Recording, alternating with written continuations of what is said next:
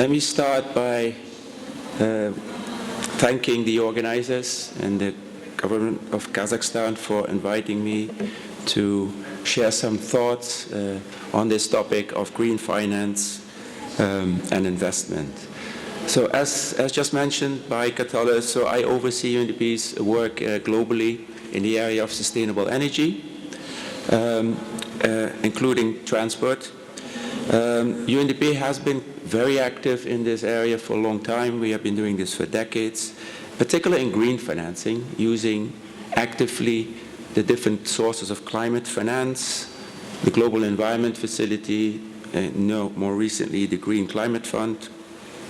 We also have participated actively in the carbon finance markets when they were still going strong under the Kyoto Protocol, and we are very keen to see a re-emergence of activity under the new Paris Agreement and on that area, and the need for carbon pricing and the need for sustainable market mechanisms, as is called for under Article 6 of the agreement. I will not further elaborate on that part. I would like to focus my remarks on a number of broader issues about a framework that UNDP has been developing to better understand the lack of investment going into sustainable energy options in developing countries. So as already mentioned by many before me, achieving the Paris Agreement really requires very urgent action. I think everybody agrees on this.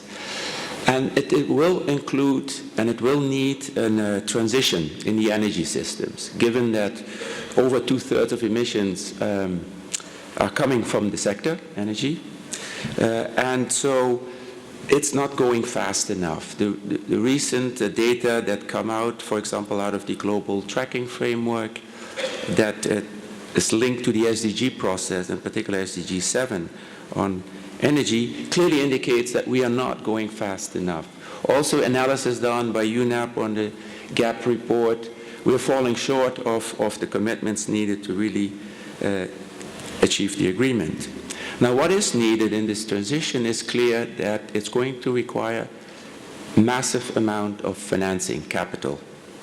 The debate often seems to be on the volume of financing. We like to say that it's really not so much a matter of capital. The capital does exist.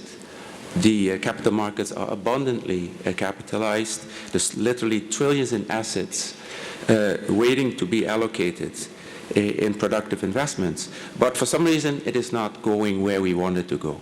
Not going into the sustainable energy options, and certainly not in developing countries, at least not fast enough. So from our point of view, it's really important to understand why that is. Why is it not going there? And in trying to do so, we started developing about five years ago, looking at our own experience with large-scale on-grid wind, trying to understand the drivers for investors and taking an investor perspective of how do investors decide where to allocate capital and what determines those decisions, and to maybe better understand why it is not happening. So we then focused, and I will say a few things on things really related to large-scale on-grid renewable energy investments. And then I will say in the second part a little bit on smaller scale distributed renewable energy assets and energy efficiency. So the analysis that we have undertaken and the framework developed is based on a comparison of levelized cost of electricity and of unsubsidized prices in developed markets and in developing markets. And the major difference, in particular where large project finance structures are being used, like large-scale on-grid investments,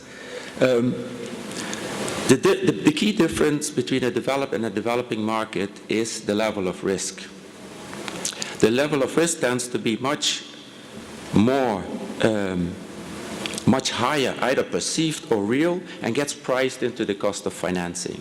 All things considered equal, the major difference is the cost in financing, which shoots up in a high-risk environment. And making these investments, which have become competitive, cost competitive in a developed market, highly uncompetitive in an environment like Kazakhstan. So that's the key concept. You then need to understand a very detailed understanding of the barriers, the risk, the impact on the cost of financing, and then trying to understand what are these underlying drivers of risk, trying to quantify that risk, see how it contributes to the cost of financing, so that you can then really start targeting and taking very tailored interventions that can address these various risks and barriers. Now for that, excuse me, the framework that we have basically says that there's basically a combination of three things that you can do. You can try to permanently address the underlying drivers of risk and remove them by undertaking policy measures or regulatory measures or building capacity or providing a long-term renewable energy target or that sort of thing. These tend to be soft interventions, technical assistance, grant-based. We call that policy de-risking. That is usually not enough to trigger investment, so you would need to then still see that to maybe transfer part of the risk that the private sector is unwilling to take or only at an unaffordable cost to the public sector. We think that's really the domain of the international financial institutions, the development banks, that really come and play here and can provide instruments like guarantees, loan guarantees, credit risk guarantees, subsidized lending, public lending in general. In some cases, that's enough. You brought down the risk sufficiently, and with that, the cost to make your investment viable, and it goes ahead. In many cases, it still isn't enough. So any residual risk, you have to compensate for. And this is through the typical financial incentives, tax credits, carbon credits, premiums on feed-in tariffs, and that sort of thing. So if you look at things, usually it's a combination of these three things. Very importantly, and I think this is a message that we really like to emphasize over and over again, is that the way you structure your interventions is very, our concern should be to do it in the most cost-effective manner.